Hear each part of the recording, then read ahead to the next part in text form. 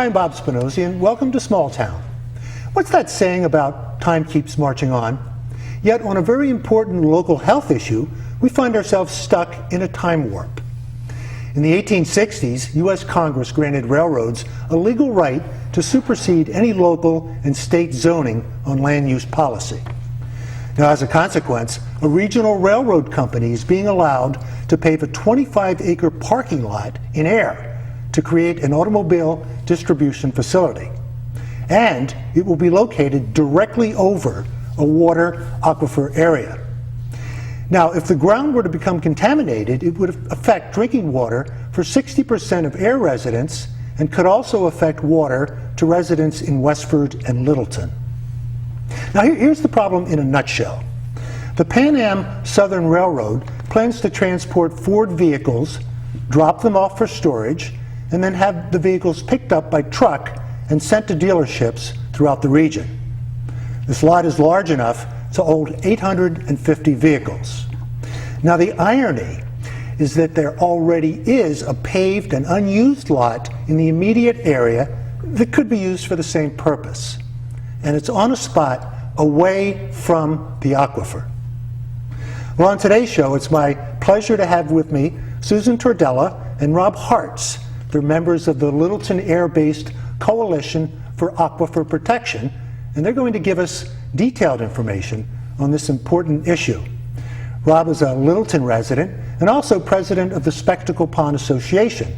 Susan lives in Air and is former editor of the Littleton Independent, so she certainly qualifies to be an honorary Littleton resident, but only if she wants to. And you don't have to answer that question until the very end of the show. But thank you for both being Bob. with me here. But on a serious note, can you both give us a brief overview of the Coalition for Aquifer Protection, exactly what it is and the extent of your involvement? Well, our coalition our goal is to protect the water in our two towns. And 60% of Air's water comes from that well, and it's a Zone 3 aquifer for Littleton. And 15,000 people depend on this aquifer.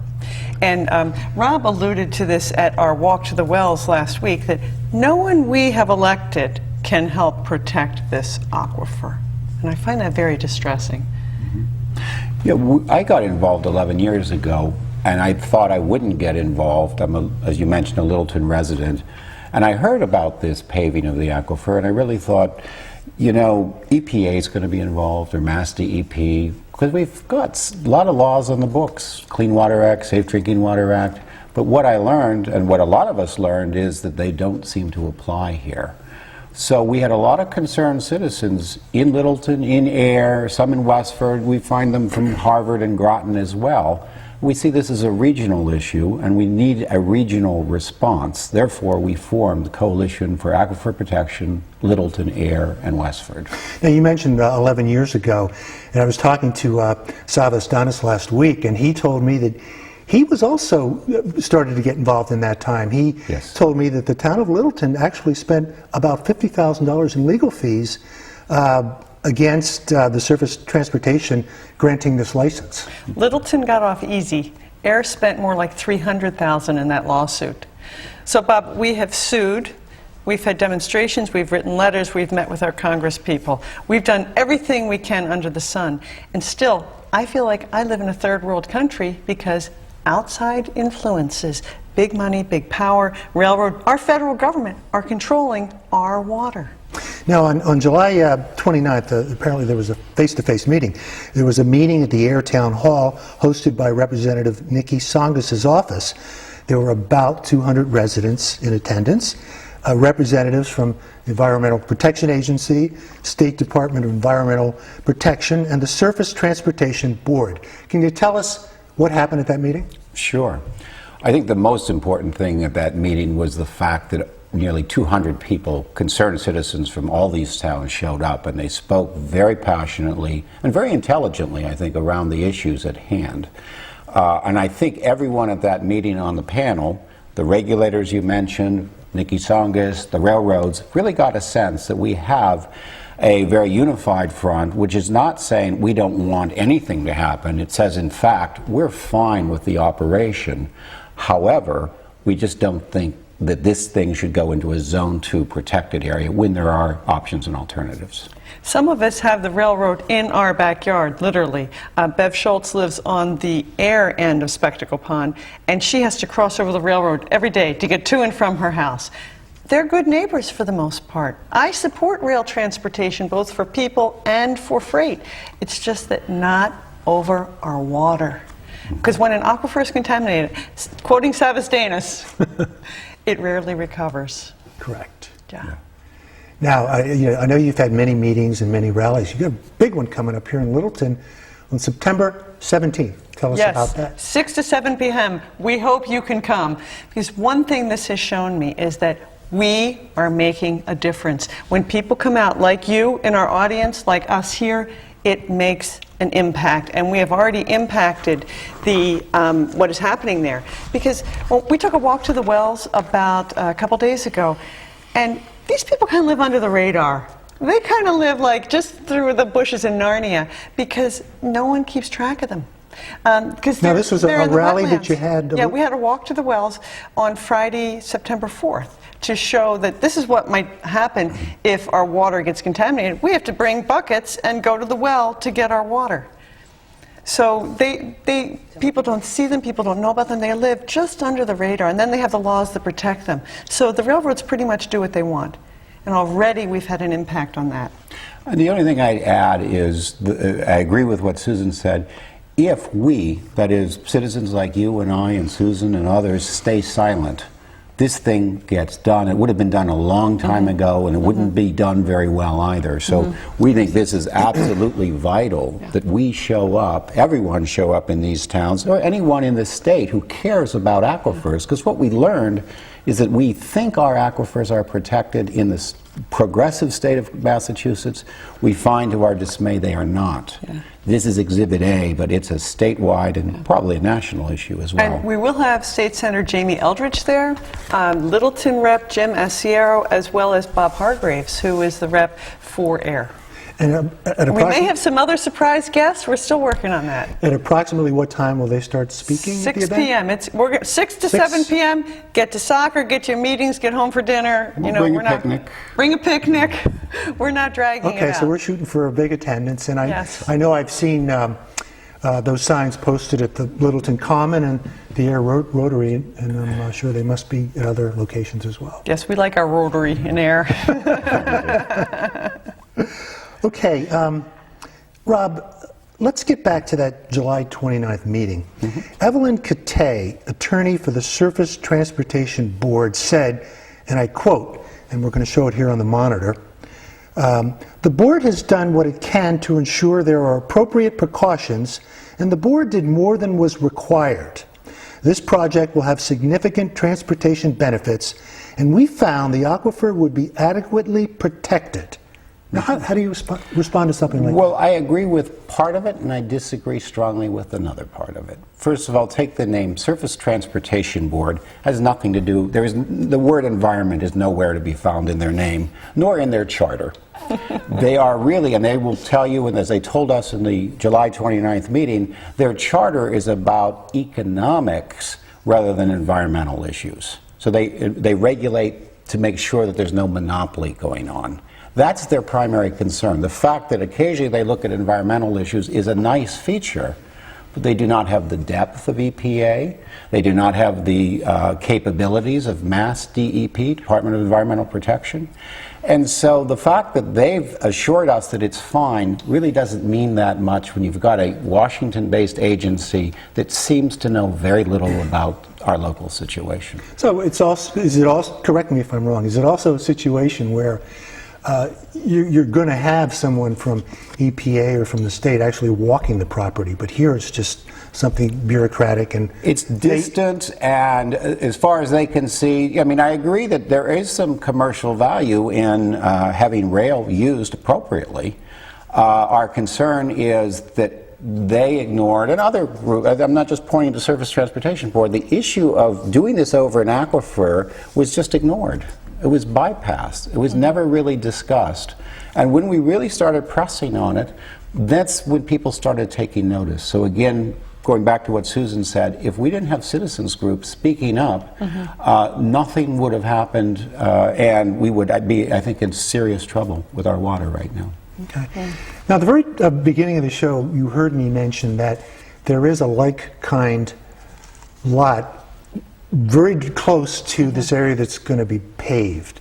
And I understand that there's a lease situation involved, and could you both just kind of get into that a little bit? So cars were unloaded, Ford cars were unloaded at a lot across the street from the current site. If you know where Willow Road is. Yes, I do. Okay. They were unloaded there for, I don't know, a decade more. Yeah. And then Pan Am leased it to CSX. CSX is a competitor. Okay. And now Pan Am and Norfolk Southern, they have combined to make a new entity, Pan Am Southern, which is now developing the site known as Sandville. Some of the old Littleton residents might remember it as Sandville. Certainly the name, yeah. So now the CSX lot has no customer. There are weeds there. It's empty. It's crazy. And instead they're building a new lot that much closer to our water supply. Now, I believe on your website I read that there's an existing lease that runs to 2016. Yes. Did they try to somehow break this lease or terminate it? Or there what? was some discussion that the railroad Pan Am sued CSX to bring back that lease. Pan Am sued CSX. And what I've been told, I haven't spoken with CSX directly, but people that have said CSX stated that they had to protect their rights, and so they of course fought the lawsuit. They also indicated they may have some, would be open to discussions, and we know that our state officials, and probably federal officials as well, are negotiating with CSX all the time about a range of issues. We'd like that to be part of the negotiations, because our water matters, and it's ironic to us that it's easier to spend a couple $1 million to pave an aquifer that provides municipal water to several towns than it is to sit down and negotiate a piece of paper on an unused lot. Well, wouldn't it be a logical question to ask CSX, hey guys, you have 7 years left on a lease. Do you think you're going to use it for anything? And we would love to see that question asked. I'd love to know their price. And as Rob has often said, we'd like to see a Tip O'Neill kind of character come in. Because, you know, if this was happening in Littleton Air, let's say if you were the Ford person, you were Pan Am, and I was CSX, we'd sit down somewhere in this town hall and we would have a roundtable discussion. We would come up with a land swap. We would come up with a negotiation. We would solve this problem because we're local people and this is our land. But when people from outside come, the outcome is completely different. They have one thing in mind, and that's the easiest path to profit. And I support the American system, I support profit, but I think our water takes a priority. I think that one of the challenges we've had as a coalition is it's an extraordinary issue because people assume that things are taken care of when they're not. And I think our concern is a lot of our political leaders, our elected officials, have been using ordinary means to try and solve an extraordinary problem. That's why we're looking for more political imagination, more political will, because this could be, there's nothing impossible here. If a good politician, a good political leader sat down and said, I can get these people at the table, we can have the discussion, and we'll get a good result. It just hasn't happened yet. Susan, Pan Am Southern has not exactly been a model citizen. Here's a statement from Attorney General Martha Coakley's Environmental Crime Unit. And again, we're going to post it here.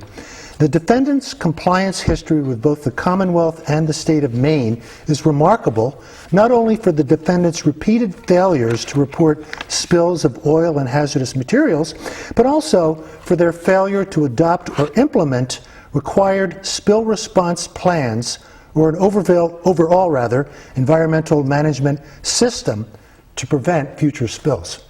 Rob, it was that memorandum on sentencing from Martha Coakley's office. Martha's our hero, by the way, because she has the environmental crime strike force. It was this memorandum that got me involved. Okay, I'd covered it as a journalist when I worked for The Independent, and I've known Rob for a long time, and I knew about it. But I moved to AIR a couple of years ago, and when I read what Pan Am has done over the years repeatedly, the way they do business, and that now they're going to be the caretakers of our aquifer, I was just dumbfounded. Like Rob said, oh, we thought the EPA would stop this, but I was dumbfounded. So that's when I took more of a vocal stand on it. Can you give a couple of specifics? In Air, 3 years ago, the reason this sentencing came about, in Air 3 years ago, a locomotive was in the yard right by Grove Pond, another one of our wells, and in the railroads, they have leaks. It's a messy business. And something on the rails caught the fuel tank. And I'm not so afraid of the Ford cars, okay? It's the locomotives that carry 3,000 gallons. So that particular locomotive leaked between 800 and 1,700 gallons. They're not even sure how much. They didn't report it. That's sin number one. Number two, they tried to cover it up. They actually instructed their workers to dig and cover over. Then when they heard that investigators were coming, when someone blew the whistle, someone who worked for the company blew the whistle, then they instructed more cover up. They said, get that locomotive away from here so that we won't look as guilty. Okay? They were fined $500,000, the largest criminal fine ever in the state of Massachusetts. And that's just 2 miles from the site we're talking about. And that's just one of 13. See, I added it up today. It was one of 13. Let's see, hold on. 13 or something like that. Incidents. 17 incidents since about 2000 that we know about. So, it could be a fuel spill. Obviously, these locomotives are carrying products other than vehicles. It could be a chemical spill that we're concerned about, anything like that. We're concerned about the oil in their tanks, the diesel fuel in their tanks. Okay, that is the most common leak, and that is what they don't report. Then not only do they not report it, then they're told to develop a plan to clean it up, and they don't. Right now, there is no plan in place, an emergency management system in place for the Spectacle Pond aquifer.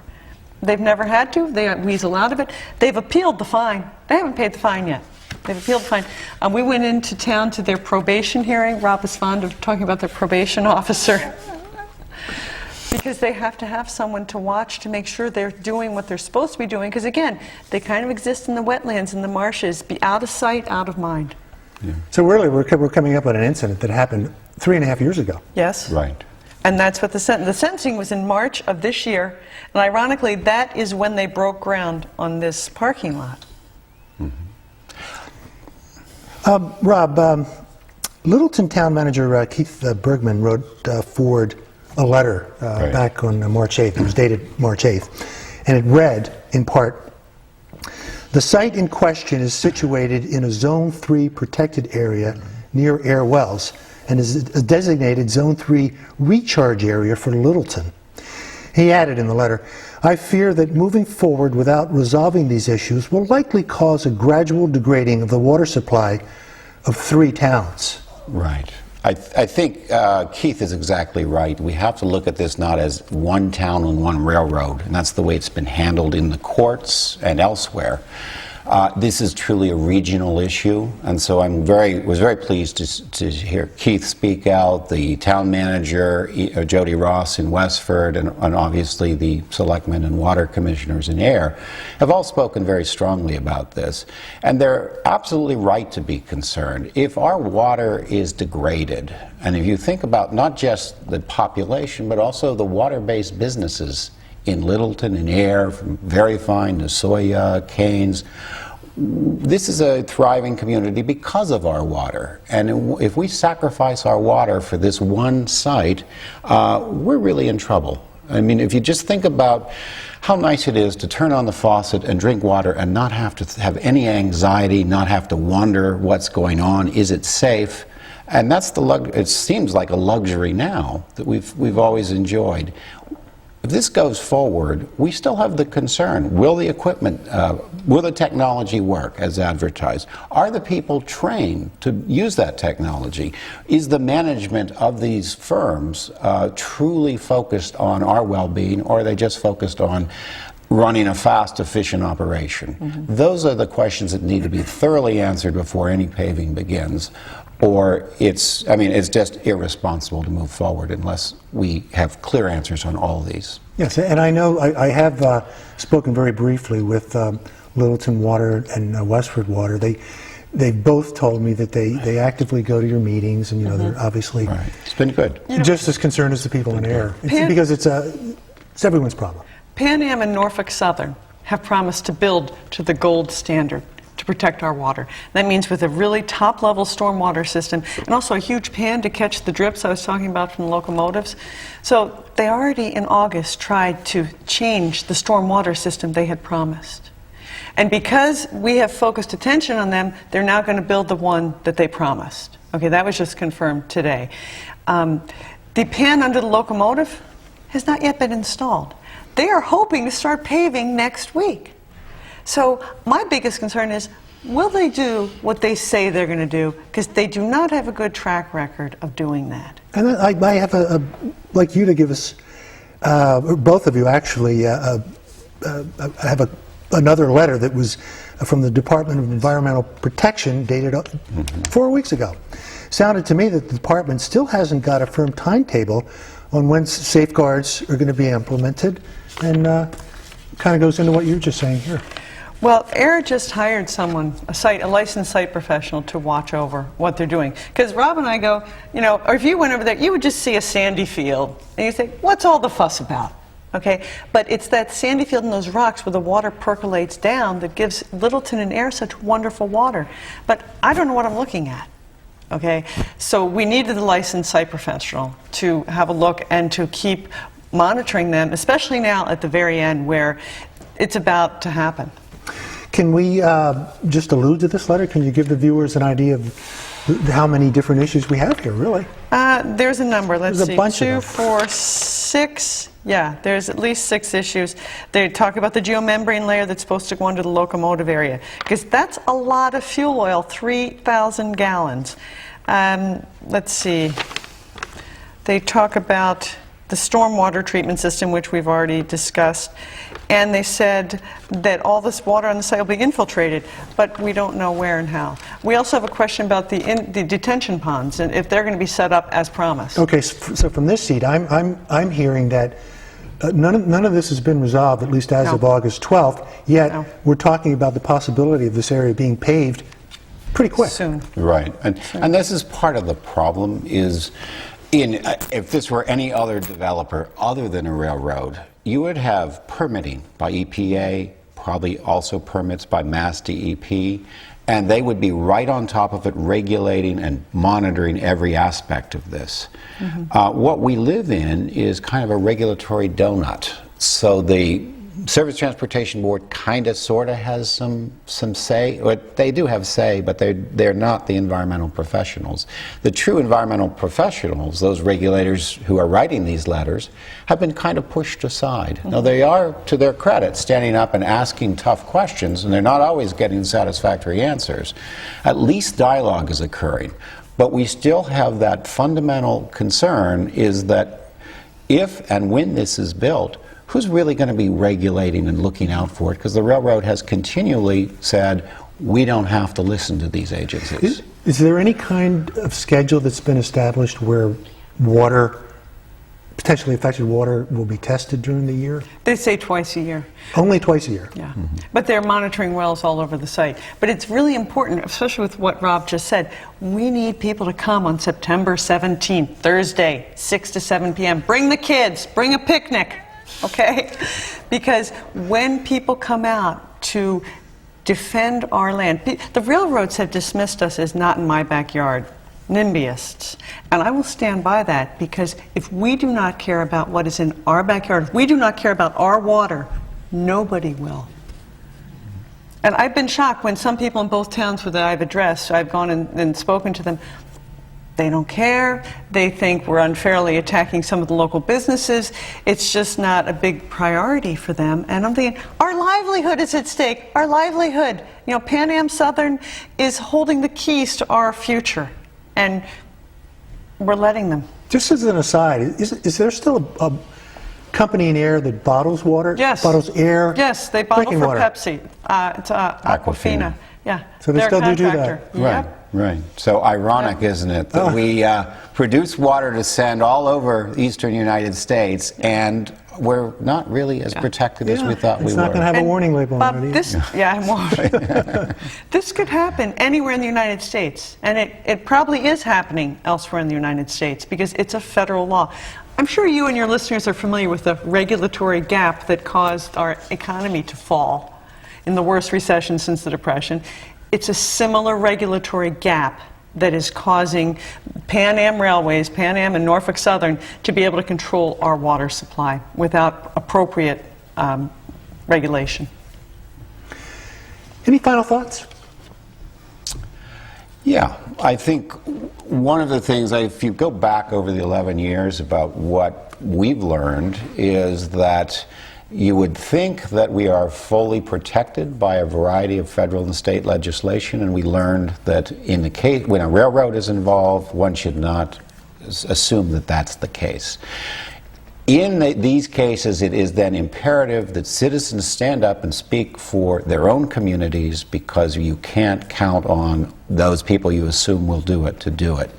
That's why we keep referring to the coming to Fay Park on September 17th at 6 o'clock, because that's the only way our voice gets heard. We hope you'll join us, and we hope to do more discussion with you in the future. And again, could you review who you know who will be there at this State point? Senator Jamie Eldridge and Representatives Jim Aciero and Bob Hargraves. They're our state reps. And we'll be there. We might have some other surprise guests. We'll see. Bob, just to sum up, the two things I've learned from this is, number one, an appreciation of our political system and the rights we have to stand up. If we had done this in China, we wouldn't be sitting in this nice room here in Littleton Town Hall. We'd be hungry, we'd be suffering, we would be ostracized, we would be a political prisoner. So we have this wonderful political system where we can speak up legally and be heard and to protect our water. So I celebrate that, and I encourage our fellow residents to speak out and join us. Okay, and I'm really happy that we did this show before I started doing some legwork to prepare for it, rather. I wasn't aware that it was such a big issue, really. It really is. Maybe the most fundamental we face at the moment. Yeah. Yeah. There's a Chinese symbol, a Chinese saying, it says, those who control water control people. And it's true. So that on your website, on your blog. Yeah. Hey, you know what? You're very happy in here. You're welcome in Littleton anytime. You're welcome here at Littleton Community Television anytime. And well, thank you, Bob. Now that I'm an honorary citizen, you can give me a key or something, Rob, thank you as well. I appreciate it, Bob. Thank you for watching. Thank you. And have a great day.